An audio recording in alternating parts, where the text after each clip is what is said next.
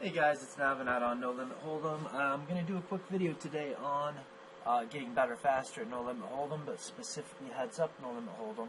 And I wanted to talk about the difference between a good player and a bad player, or what it really takes to be a good player. And I mean the prerequisite talents and abilities, and also the skill sets that you might want to work towards and that need to be honed. And I think you can look at a heads up match as a 5-step process. Step 1 is gathering intel. You kind of have to be able to figure out what your opponent is doing, and step 2 is the ability to see what your opponent's doing, and then, well, that's step 1, but that once you, I guess, have some idea of what your opponent's doing right and what they're doing wrong, what things you can do to exploit them, what things that it looks like they might be doing in an attempt to exploit you, so on and so forth. Part 2, or step 2, is you have to have the ability to create a profitable counter strategy, how to figure out what a best response to their strategy is, whether that be a maximally exploitative approach or a more minimally exploitative approach, and understanding what the pros and cons are. Well, if you set all that aside for the moment, whatever you determine to be the best response, you have to take step 1, gather the information, figure out what opponents you're playing against or what villains' strategies look like, and step 2, you have to be able to create a best response to those strategies. Step 3 then is to implement the strategy. You've got to have the courage of your convictions. You've got to be able to pull the trigger on the adjustments you feel like you ought to make, and then let the cards fall where they may. Step 4, you have to constantly then be on the lookout for your opponent's next iteration. You have to be watching for your opponent's adjustments to your adjustments. And really, that's it. Step 5 is wash, rinse, repeat. You'll get through several iterations if you're playing a heads-up sit-and-go against a good player, or you're kind of battling it out in a heads-up no-limit hold'em cash game against a pretty good player. There should be several iterations of adjustment and counter-adjustment, kind of like a volley in a tennis or whatever, one of those games with a net that you play outside. Yeah, so heads up no limit hold'em. What is the path to victory? What makes a good heads up no limit hold'em player? I think you could go into this as deeply as you want, or you could really oversimplify it. But I think really a good no limit hold'em player, especially a heads up no limit hold'em player, has got to have a pretty good understanding of the fundamental governing principles of no limit hold'em strategy. They have to understand ranges, equity, pot geometry, the fundamental theorem of poker, game theory, what it means to be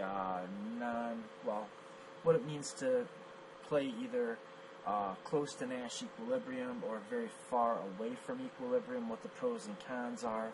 You have to kind of understand those things. You have to know how to calculate pot odds and how to do just the basic things. You have to understand the basic tenets of no limit hold'em or poker strategy. Then you have to have an understanding of making proper adjustments. You have to know how to adjust to handle or really exploit your different archetypical villains, and then the little subtleties that you'll find in one opponent, from one opponent to the next. So you have to know how to adjust, given that you understand what your opponent's strategy is. And then moving down the line, you have to have the discipline and focus and really work ethic to pay attention. You have to have the discipline and focus to pick up on the leaks in your opponent's game. And you have to have the sensitivity to the table dynamics or the game flow, the metagame. And you have to be able to extrapolate, sometimes using tiny little bits of information to come up with really big concepts. So for instance, if you see just one showdown and you can tell that your opponent took a line that you wouldn't take, you have to be able to look at that line, analyze it, figure out not just what he did wrong in that hand, but kind of by inference what he's likely to do wrong in the future, moving forward. If your opponent bet second pair with a weak kicker on the flop and the turn and then checked back on the river, why did he do that? Was it a wet board where he's worried about, quote, protecting his hand? Or is he just overplaying his hand? Does he just simply not understand showdown value? Or is he just afraid to cap his range? Is he playing his range? Is he playing his hand? I mean, you've got to be able to look for these little bits of info that come up in the form of frequencies, and that you really get a treasure trove type access to anytime there's a showdown. You've got to be able to extrapolate out on that information. And you've got to have the conviction to go with your reads. I preach this a lot. Your reads can improve over time. You can change your reads. You can adjust the way that you adjust, so to speak. But if you don't have the kind of balls to go with your reads in the first place, you're never going to be but so good at this game.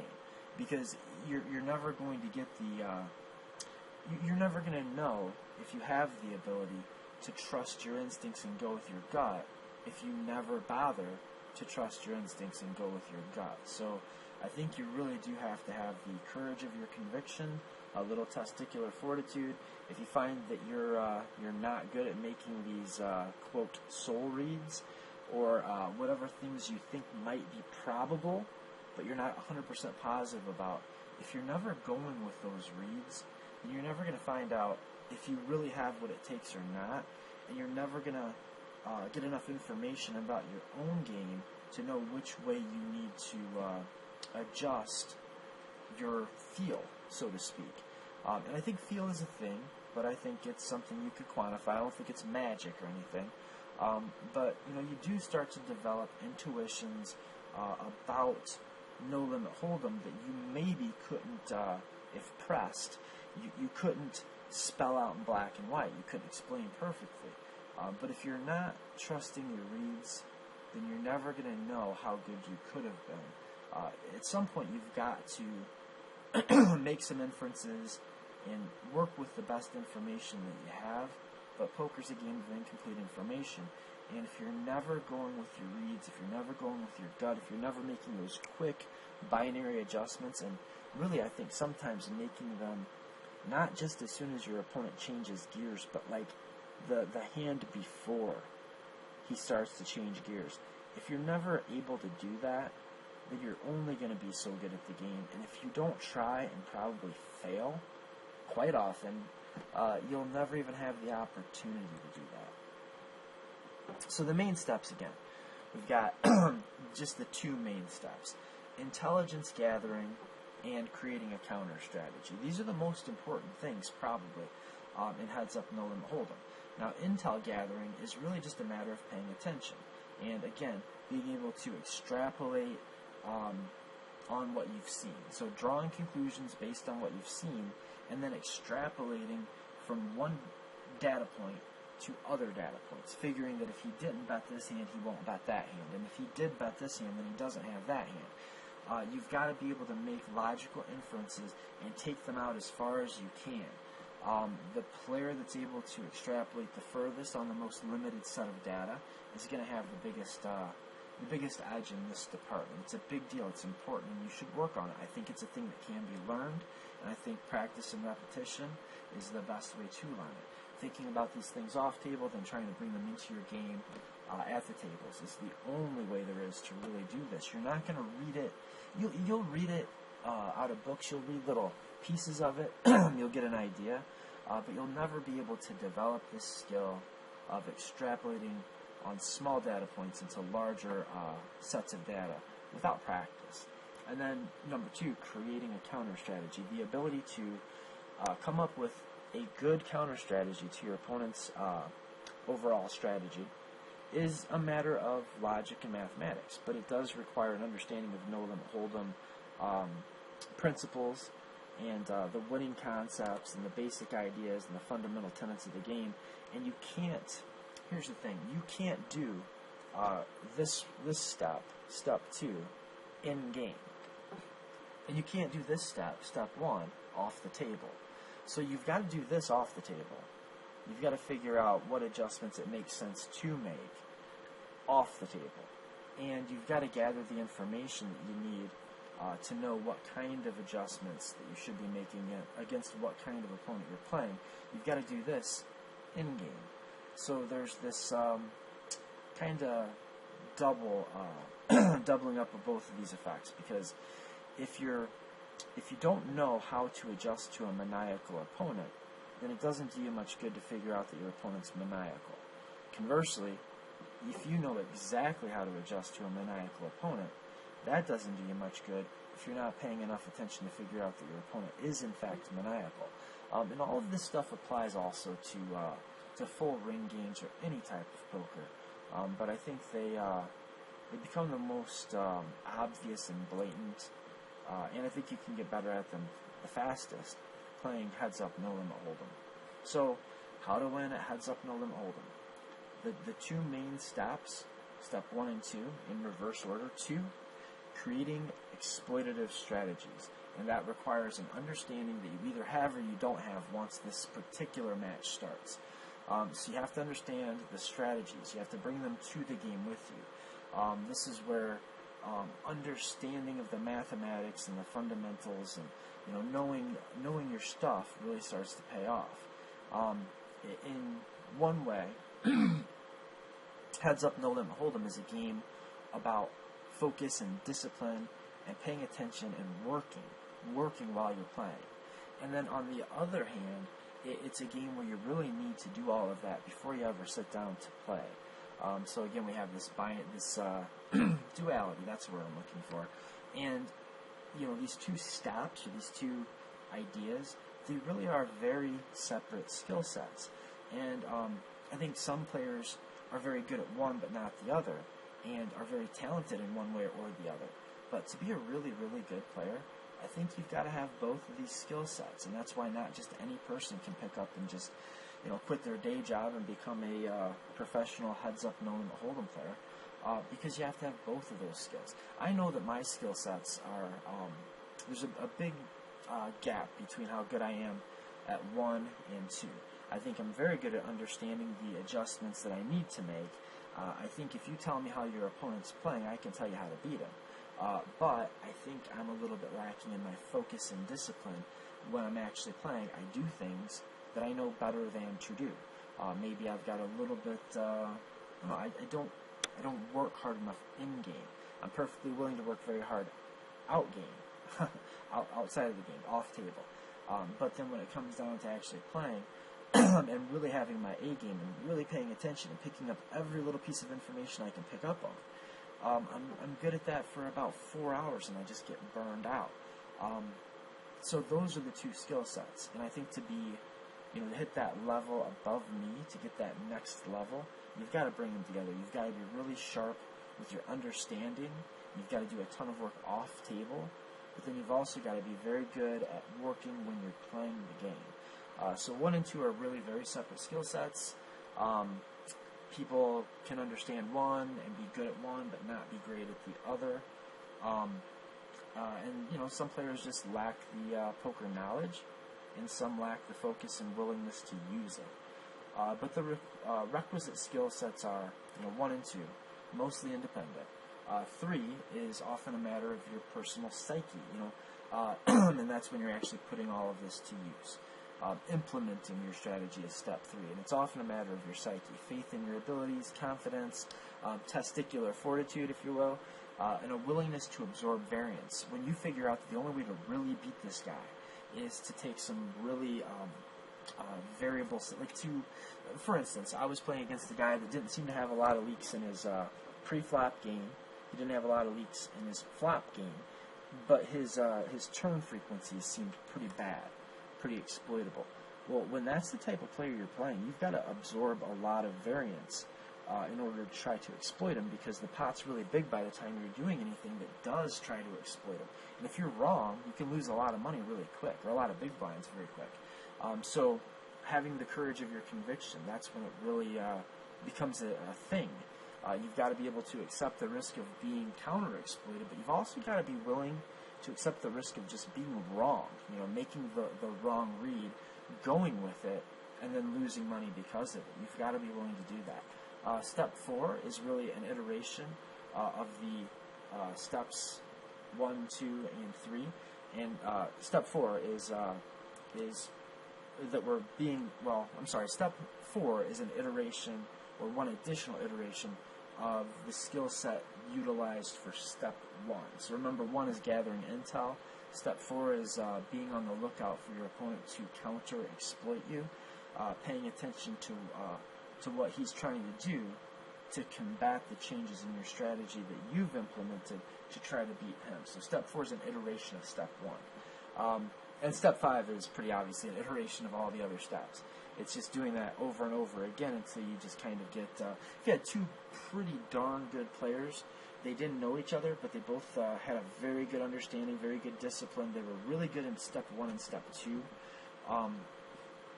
And they were really paying attention, and they were on the lookout for their opponent's counter exploitations, so they're good at step 1, 2, and 3. What you might see is if both players are kind of assuming that their opponent's bad at poker, they'll both start out with a whatever their standard default game is, and maybe player 1 picks up on some tendencies that player 2 has, and he starts to move away from GTO game space in order to exploit what he thinks player 2 is doing incorrectly. And then player 2 is going to see that, and he's going to make a counter-exploitive adjustment. So he's going to adjust to player 1's adjustment. Now, by the time player 1 sees that player 2 has made that adjustment, player 1 can make a counter-adjustment to that.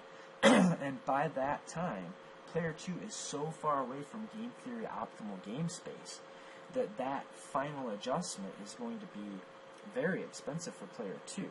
And at that point, player 2 is probably going to need to dial it back in closer to what a game theory optimal or Nash equilibrium looking strategy might be. And I think that's the dance that you'll see between two very good players, is one player will make an adjustment, the second player will make an adjustment to that adjustment, and that goes on for a while until the whichever player realizes, wow, that last adjustment that was made puts him so far away from equilibrium that I can play GTO and just crush him here. And then the dance kind of starts over again. And if you had two really good players that were playing for a long enough period of time and they were making these adjustments and counter adjustments, if they were good enough, eventually you'd see both these players hovering right around game theory optimal strategy. And step 5 is the ability to do that, to dance that dance.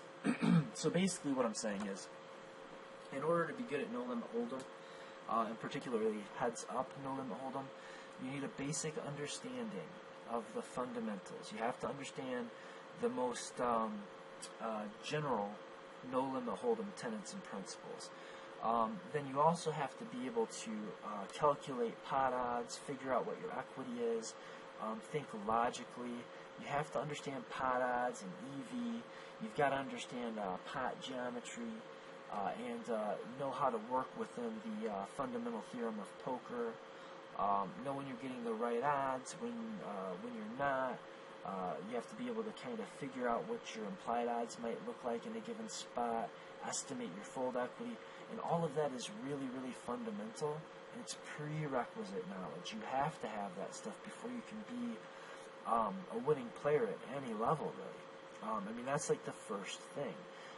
Sometimes players think that they've got the game wired just because they can figure out what their pot odds are and understand what the EV of a call is, given that they've got the number of outs they figure they do, when really that's 101, that's 100, that's like no limit hold'em 100, that's the class before 101. And after that, you've got to start really polishing your game up, thinking about how game theory works and how exploitative adjustments work. When you should be balanced, when you should be polarized, when you should not be polarized, when you should be linear, when you should be range merging against an opponent who's willing to hero call because he thinks that you're polarized, so on and so forth. So that's where deductive reasoning, ranging your opponent, hand reading, that's where all of that meets understanding the basic winning no limit hold'em principles. So deductive reasoning, the ability to logically deduce, it is a talent. It's kind of an inborn thing, I think, but it's also a skill. It's a talent, but you can definitely improve upon it without any question. This seems to be its own skill set. In my eyes, the ability to identify exploitable tendencies in an opponent, and I don't mean in a player pool. I don't mean by referencing a heads-up display. I mean in-game, the ability to see while you're playing against villain A, what he's doing that's incorrect, and understanding how you can take advantage of that, I think is almost its own skill set. I mean, I think one could do an entire video series on just that, and it would be very worth watching, and you could learn a lot from it. But I think that is, again, part talent, part skill, and talent in the sense that there's probably some of it that's inborn, but then skill in the sense that you can work on it and develop it and become better at it. But the main thing, I think, that separates somebody who's able to identify and adjust from somebody who isn't is work ethic and discipline.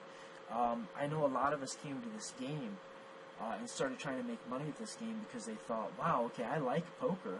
I enjoy playing poker. I've been playing poker for years. Now, this is my story. I played poker with my grandmother when I was 12. You know, it's even younger. So I used to think, like, wow, so, you know, I can make money playing this game that I love. But the answer to that's not a simple yes. Really, if you're trying to make money at the game, you're probably not playing anything like the game that you fell in love with, because poker's hard if you want to win. And a lot of times what you have to do is you have to be willing to trade your fun for money. And that's where the discipline comes in. And I think that's the main difference between somebody who's really adjusting on the fly to their opponent's mistakes. It's the discipline. It's not only the discipline to look for it and watch for and suss out these things, but the discipline to actually put them into action. So work ethic, focus, discipline, watching for and finding leaks. And really, this is the one. This is the takeaway, guys. The conviction to do what you believe to be correct. If you take nothing else away from this quick video, take that away from this quick video. You have to have the courage of your convictions. If you're wrong over and over and over, you'll lose money. But if you never try, you'll never know.